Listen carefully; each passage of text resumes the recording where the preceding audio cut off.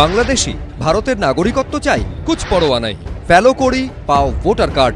ব্যাপারটা যেন এতটাই জলভাত। দক্ষিণ 24 পরগনার কাকদ্বীপ থেকে সামনে আসছে এমনই বিস্ফোরক অভিযোগ। আরও মারাত্মক বিষয় হলো সেই অভিযোগে জড়িয়েছে তৃণমূলের নাম। কাকদ্বীপের ভোটার তালিকায় নাম থাকা সুজন সরকার বাংলাদেশ থেকে এসেছেন। তার সরাসরি অভিযোগ, তৃণমূল নেতাকে 10,000 টাকা দিয়ে নাম তুলিয়েছেন ভোটার তালিকায়। কত টাকা দিয়েছিল? ও 10,000 টাকা দিয়েছিল। কাকে দিলেন টাকাটা? টাকাটা পার্টির লেগে দিয়েছিল। কোন পার্টির লোক? এই তো তৃণমূল লেগে দিয়েছিল। একই দাবি কাকদ্বীপের রামকৃষ্ণ গ্রাম পঞ্চায়েত এলাকার বাসিন্দা বাংলাদেশ থেকে আসা অর্জুন দাসেরও।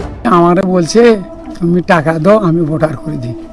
আমি বলছি, তুই আমার এই এলাকার লোক, যাই হোক করে দিলে আমি একটু বাসি, যা কিছু রিলিফ টিলিফ পাবো ভোটার তালিকা থাকলে। কে বললো আপনাকে এটা?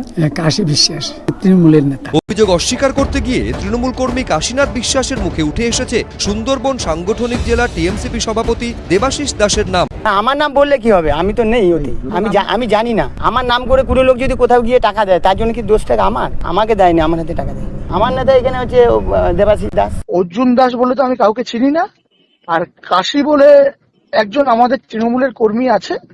এবার অর্জুন না যে নাম, সে কি সঠিক তথ্য বলছে কিনা সেটাও যাচাই করতে হবে। 12 বছর আগে রাজনীতির কোন জায়গায় ছিলাম আমি, সেটাই তো আমি নিজেই বুঝতে পারছি না। এর আগে বাংলাদেশে কোটা বিরোধী আন্দোলনের অন্যতম মুখ নিউটন দাসেরও নাম পাওয়া গেছিল ভারতের ভোটার তালিকায়। তার সঙ্গেও ছবিতে দেখা গেছিল এই দেবাশিস দাসকে। একটা রিজিওনাল পার্টি, আঞ্চলিক দল, যারা বেশ কিছুদিন আগে রাষ্ট্রীয় দলের মর্যাদা হারিয়েছে, তারা এমন কর্মী তৈরি করতে সমর্থ হয়েছে যে যারা ইন্টারন্যাশনাল কর্মী, আন্তর্জাতিক কর্মী, যারা পশ্চিমবঙ্গ তৃণমূল কংগ্রেস করে, আবার বাংলাদেশে গিয়ে শেখ হাসিনার বিরুদ্ধে আন্দোলন করে। বাংলাদেশি অনুপ্রবেশকারী ইস্যুতে বিতর্কের আবহে উদ্বেগ বাড়াচ্ছে কাকদ্বীপের ছবি। দক্ষিণ 24 পরগনার কাকদ্বীপ থেকে বিস্ফোরক অভিযোগ সামনে এসেছে এবং ভাবতে পারেন সেইখানে অর্থের বিনিময়ে, ঠিক যেখানে আমি অনুষ্ঠান শুরু করেছিলাম, বৈধ কাগজপত্র, জাল কাগজপত্রর হাব তৈরি হচ্ছে। সেইখানে সেই জাল পরিচয়পত্র নিয়ে তারা এই দেশে থেকে যাচ্ছে।